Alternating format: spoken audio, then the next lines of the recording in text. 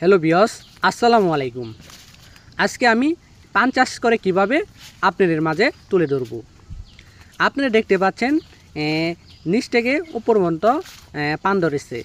এটি হচ্ছে শেরপুর জেলায় বিভিন্ন গ্রাম অঞ্চলে চাষিরা অল্প খরচে অধিক লাভবান হচ্ছে পান চাষ করে। এই পান চাষ করা হচ্ছে বেলে, দোআঁশ, এঁটেল মাটিতে, কিন্তু উঁচু স্থান লাগবে যাতে পানি না বাজে। আপনারা খেয়াল রাখবেন, প্রধানত যখন আপনি পর্দা লাগাবেন অল্প অল্প সময়ের মাধ্যমে আপনারা এই গাছটি লাগাবেন।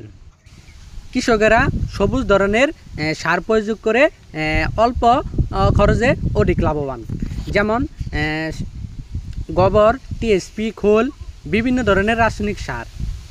তার পাশাপাশি প্রতি মাসে 2 থেকে 3 বার মাটি দিতে হয়। অল্প খরচে অধিক লাভবান কৃষকের স্বপ্ন।